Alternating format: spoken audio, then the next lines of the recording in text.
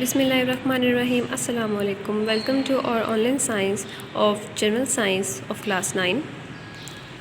آج ہم اپنے جنرل سائنس کا یونٹ نمبر 1 اسٹارٹ کرنے جا رہے ہیں. دیٹ از سائنس کا تعارف اور کردار, introduction and role of science. اس چیپٹر میں سب سے پہلے ہم نے سائنس کا تعارف پڑھنا ہے. اس کے بعد ہم سائنس کی تاریخ پڑھیں گے. اسلام میں سائنس کا تصور پڑھیں گے. مسلم اور پاکستان سائنسدانوں کی خدمات پڑھیں گے. سائنس کی شاخیں پڑھیں گے. اس میں سائنس اور ٹیکنالوجی کا کردار اور موجودہ سائنس کی حدود, یہ تمام وہ ٹاپکس ہیں جو ہم اس یونٹ نمبر 1 میں ڈسکس کریں گے. سب سے پہلے ہمارے پاس یہاں پہ ایک ڈیفینیشن ہے سائنس.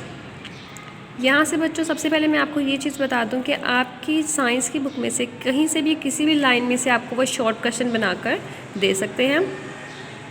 صرف جو آپ کے چیپٹر کے اینڈ پہ شارٹ کویشچن ہوتے ہیں وہ آپ پیپر میں نہیں آتے, بلکہ پیپر میں آپ کو کوئی بھی لائن, کسی بھی لائن سے وہ کوئی بھی شارٹ کویشچن بنا کر آپ کو پیپر میں دے سکتے ہیں. تو اس کے لیے ضروری ہے کہ آپ ہر لائن کو, ہر چیز کو اچھے طریقے سے پڑھیں, سمجھیں, تاکہ ہر چیز کا آپ کو کنسیپٹ ہو, ہر چیز آپ کو یاد ہو, تبھی آپ اپنے پیپرز اٹیمپٹ کر کے اچھے مارکس اسکور کر سکتے ہیں.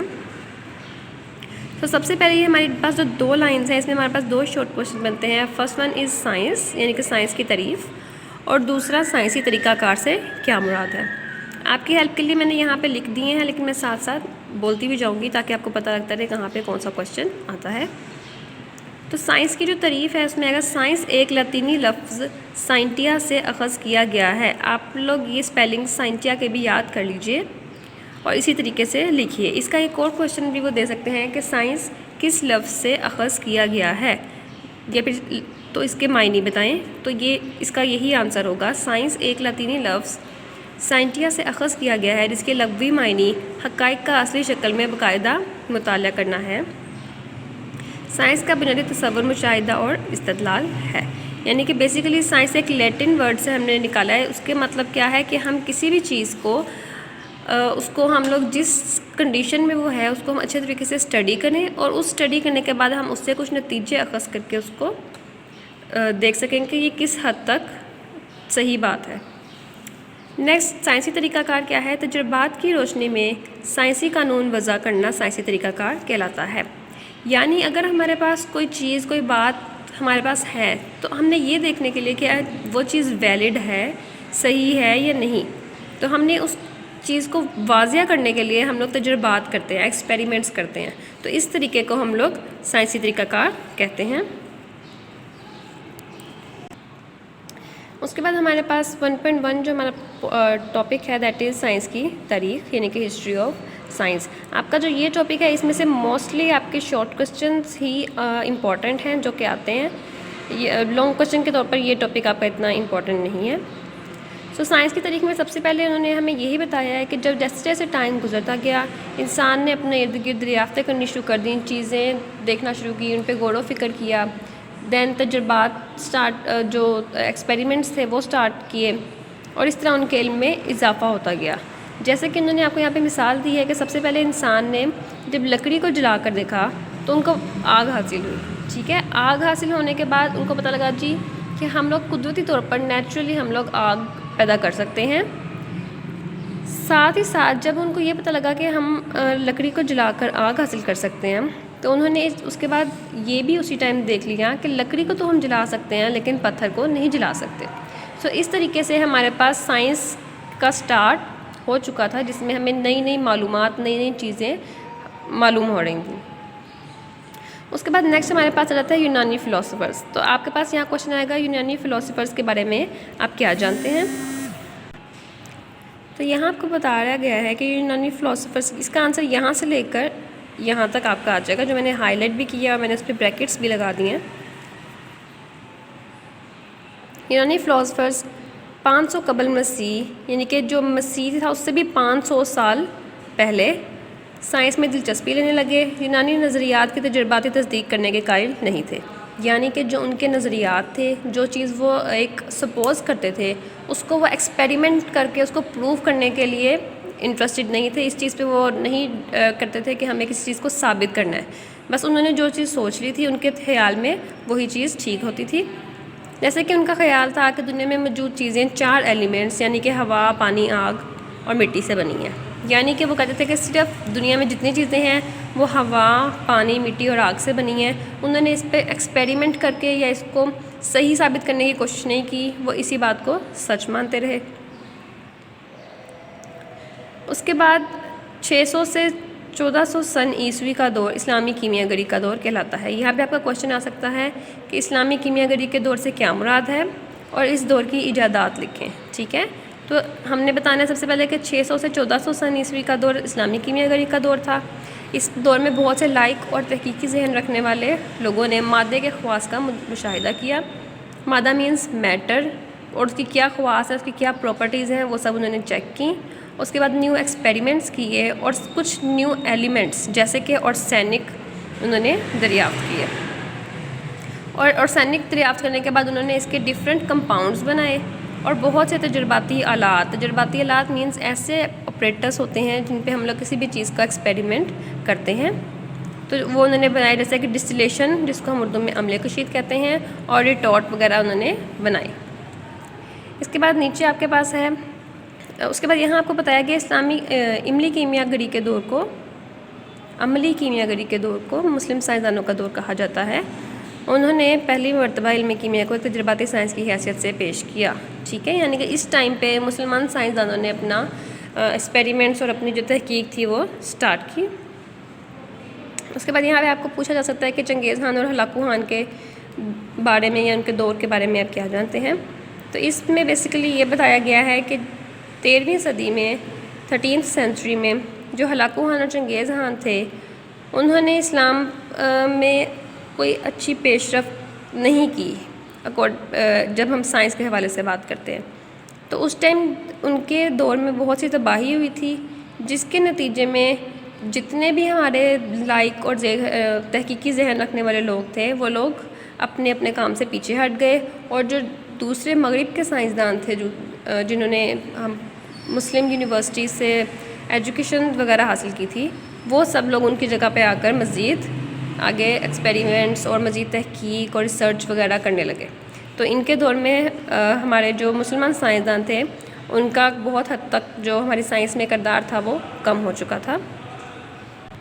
اس کے بعد نیکسٹ پیج پہ ہمارے پاس یہاں پہ یہ بہت ہی امپورٹنٹ کویشچن ہے جو بورڈ کے پیپر میں بھی بہت دفعہ آ چکا ہے کہ دور جدید کے سائنسدانوں کے نام لکھیں. تو دور جدید کے جو سائنسدان ہیں ان میں ہیں گیلیو، Isaac Newton, Gregor Mendel, Edison, Marconi, Einstein اور بہت سے دوسرے شامل ہیں. تو آپ کو یہ یاد ہونا چاہیے کہ دور جدید کے سائنسدان کون سے ہیں، کیونکہ بیسیکلی اس چیپٹر میں نے ابھی آپ کو بتایا کہ ہم لوگ مسلم سائنسدانوں کے بارے میں بھی پڑھیں گے.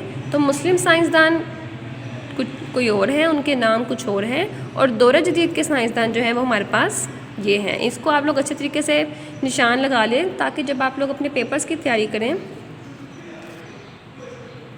تو آپ کو کوئی پرابلم اس میں نہ آئے. سارے نشان آپ کے سامنے موجود ہونے چاہیے، اور کویشچنس بھی آپ نے ساتھ ساتھ نوٹ ڈاؤن کرنے ہیں تاکہ آپ کو پرابلم نہ ہو. اس کے بعد ہمارے پاس 1.2 جو ٹاپک ہے ہمارا دیٹ از اسلام میں سائنس کا تصور، concept of science in Islam. اس پوائنٹ میں بیسیکلی ہم لوگ اس چیز کے بارے میں بتائیں گے کہ ہمارے پاس اسلام میں اللہ تعالیٰ نے ہمیں تعلیم حاصل کرنے کی طرف، تعلیم کی رغبت حاصل کرنے کی طرف حکم دیا ہے. اس کے علاوہ حضرت محمد صلی اللہ علیہ وآلہ وسلم نے بھی ہمیں علم حاصل کرنے کے لیے تنبیہ کی تھی. تو اس ٹاپک کو ہم لوگ ایز اے لانگ کویشچن بھی لے سکتے ہیں، کیونکہ یہ ٹاپک آپ کے بورڈ کے پیپر میں ایز اے لانگ کویشچن آ جاتا ہے کہ اسلام میں سائنس کا تصور بیان کریں. تو یہ پورا یہاں سے لے کر اینڈنگ تک آپ کے پاس ایک لانگ کویشچن بھی آ سکتا ہے، اور اس کے اندر سے یہ چھوٹے چھوٹے جو میں نے ہائی لائٹس کر دی ہیں یہ شارٹ کویشچن کے طور پر بھی آ سکتے ہیں. تو اس پوائنٹ میں جتنے بھی آپ کے پاس ترجمے حدیث کے یا آیت کے آئیں گے وہ آپ نے اچھے طریقے سے ورڈ ٹو ورڈ یاد کرنے ہیں. بچوں ایک چیز کا خیال رکھیں کہ جب ہم لوگ کسی آیت یا حدیث کا ترجمہ کرتے ہیں تو ہمیں اس کو بالکل ویسے ہی یاد کرنا پڑتا ہے. آپ اس میں کچھ بھی چینجز نہیں کر سکتے. اگر آپ کریں گے تو وہ ایک تو ویسے بھی اچھی بات نہیں ہے، اور آپ کے پیپر پوائنٹ آف ویو سے بھی آپ کے اس میں نیگیٹو مارکنگ ہو سکتی ہے. سو اس چیز کا آپ نے خیال رکھنا ہے. اچھا جی، یہاں سے میرا لانگ کویشچن سٹارٹ ہو رہا ہے. اسلام ایک مکمل دین ہے جو زندگی کے تمام حقائق کو پیش نظر رکھتا ہے. اور قدرت کے مظاہر اور دستیاب وسائل کو انسانی فلاح بہبود کے لیے استعمال میں لانے کے لیے دعوت دیتا ہے اسلام۔ اس کے بعد ہمارے پاس یہاں پہ ایک یہ لائن ہے، اس میں سے آپ کو کوشچن میں بھی مائٹ بھی وہ دے سکتے ہیں کہ اسلام کیسا دین ہے۔ تو ہم نے اسلام ایک عملی دین ہے جس کے لیے تعلیم کی یہ تلقین کرتا ہے، اس لیے جس تعلیم کی یہ تلقین کرتا ہے اس کی بنیاد دلیل، مشاہدہ، تجربہ اور نتائج کے اخذ کرنے پر ہوتی ہے۔ یعنی کہ ہمیں اسلام ایک ایسا دین ہے جو ہمیں اس بات کی دعوت دیتا ہے کہ آپ غور و فکر کریں، آپ اپنے ارد گرد کی چیزوں کو غور کریں، اس کو سمجھنے کی کوشش کریں۔ یہ نہیں ہے کہ صرف آپ نے کچھ دیکھا ہے تو آپ اس کو آنکھ بند کر کے یقین کریں، بلکہ آپ اس کو دیکھیں، اس کا ایکسپیریمنٹ کریں، اس کو پروف کریں، اس کی ہر چیز کو جاننے کی کوشش کریں۔ اسی طریقے سے انہوں نے آپ کو یہاں پہ قرآن مجید کی آیت کا ترجمے دیے ہوئے ہیں۔ افلا ینظرون، کیا وہ نہیں دیکھتے؟ افلا یتفکرون، کیا وہ غور نہیں کرتے؟ افلا یتدبرون، کیا وہ تدبر نہیں کرتے؟ تو آپ نے یہ بھی تینوں اسی طریقے سے یاد کرنی ہے ایز اٹ از۔ اس کے بعد انہوں نے ہمیں بتایا ہے کہ جو ہمارے پاس پہلی وحی آئی تھی حضرت محمد صلی اللہ علیہ وآلہ وسلم پر، تو اس میں کس چیز کا حکم دیا گیا تھا؟ یہی آپ کا یہاں پہ شارٹ کوشچن بھی بنتا ہے، اور اس میں آپ نے پہلی وحی کا ترجمہ لکھنا ہے جو کہ ہے کہ پر اپنے پروردگار کے نام سے جس نے پیدا کیا انسان کو جمے ہوئے ہون سے، پر اور پروردگار تیرا بہت کرم کرنے والا ہے جس نے قلم سے تعلیم دی اور انسان کو وہ علم دیا جسے وہ نہ جانتا تھا۔ یعنی کہ جو حضرت محمد صلی اللہ علیہ وآلہ وسلم پر پہلی وحی نازل ہوئی تھی اللہ تعالیٰ کی طرف سے، اس میں بھی پڑھنے کا حکم دیا گیا تھا، اس لیے ہمیں تعلیم حاصل کرنی چاہیے، اپنے ارد گرد کی چیزوں پر غور و فکر کرنا چاہیے۔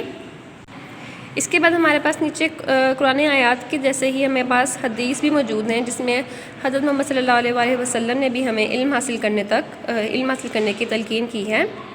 جیسے کہ یہاں پر آپ کے پاس 1 2 3 احادیث کا ترجمے لکھے ہوئے ہیں۔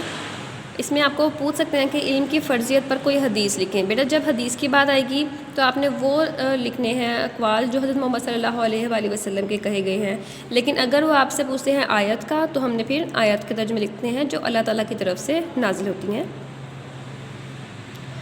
تو علم کی فرضیت پر حدیث یہ ہے، ہر مسلمان مرد عورت پر علم حاصل کرنا فرض ہے، گود پنگھوڑے سے لے کر قبر تک علم حاصل کرو، اور ہم نے ہر چیز سے جوڑا پیدا کیا ہے تاکہ تم سمجھو۔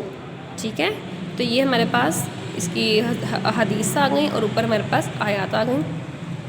اس کے بعد نیچے انہوں نے آپ لوگوں کو مزید اسی چیز کو ایکسپلین کیا ہوا ہے کہ ہمارے پاس ہر چیز دنیا میں اللہ تعالیٰ نے جوڑے جوڑے کی صورت میں بنائی ہے، تو اور انہی پر ہم لوگ اسٹڈی کرتے ہیں، فوکس کرتے ہیں کہ نر اور مادہ کے جوڑے ہیں، انہی سے آگے نسلیں بڑھتی ہیں اور تمام جو ہماری زندگی کے معاملات ہیں وہ آگے بڑھتے ہیں۔ اس کے علاوہ آگے وہ کہہ رہے ہیں کہ اگر ہم غور و فکر بھی کریں تب بھی ہم اللہ تعالیٰ کے علم کو نہیں سمجھ سکتے، کیونکہ جو علم ہمیں عطا کیا گیا ہے وہ اتنا وسیع ہے، جو اللہ تعالیٰ کی طرف سے علم اس دنیا میں آیا ہے اتنا وسیع ہے کہ ہماری سمجھ، ہماری سوچ اس تک نہیں پہنچ سکتی، لیکن پھر بھی ہمیں کوشش اس چیز کی کرنی ہے۔ جیسے کہ یہاں سورہ کہف میں ہمارے پاس ایک آیت ہے جس میں صاف صاف بتا دیا گیا ہے کہ فرما دیجئے اگر میرے رب کی باتیں لکھنے کے لیے سمندر کا پانی روشنائی کی جگہ ہو تو میرے رب کی باتیں ختم ہونے سے پہلے سمندر ختم ہو جائے اور باتیں احاطہ میں نہ آئیں، اگرچہ اس سمندر کی مثل ایک دوسرا سمندر اس کی مدد کے لیے ہم لے آئیں۔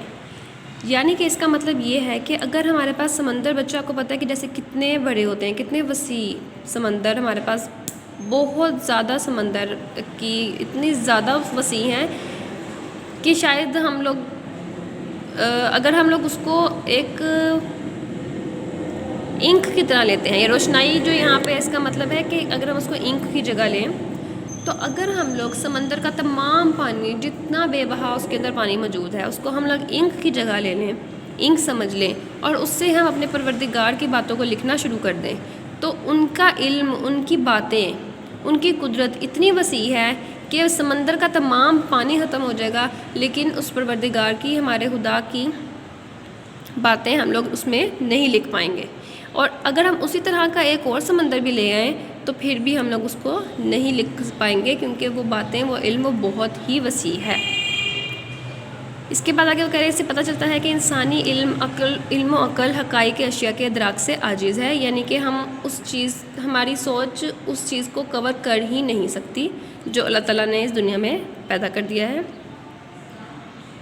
سورہ بنی اسرائیل میں ارشاد ہے اور تمہیں نہایت تھوڑا علم دیا گیا ہے، ٹھیک ہے، یعنی کہ اللہ تعالیٰ نے خود بھی فرما دیا ہے کہ علم حاصل کرو، اور ساتھ یہ بھی بتا دیا ہے کہ جتنا بھی علم حاصل کر سکو گے تمام کا تمام علم حاصل کرنا کسی انسان کے بس میں نہیں ہے، ٹھیک ہے۔ تو یہ آپ کا لانگ کویشچن نمبر 1 ہے جنرل سائنس کا۔ آئی ہوپ کہ آپ کو کوئی کنفیوژن نہیں ہوگی۔ ترجمے آپ لوگوں نے اچھے طریقے سے یاد کرنے ہیں، اس کے شارٹ کویشچنز جہاں جہاں نشان لگے ہیں ان کو اچھے طریقے سے آپ نے لکھ لیجیے گا اور ان کو اسی طریقے سے یاد کر لیں۔ اس کے بعد نیکسٹ ٹاپک میں ہم لوگ مسلم اور پاکستانی سائنسدانوں کی خدمات پڑھیں گے، تو تب تک آپ لوگ اس ٹاپک کو پریپیئر کریں، اچھے طریقے سے یاد کریں اور اپنی تیاری کو اچھا رکھیں۔ ٹیک کیئر، اللہ حافظ۔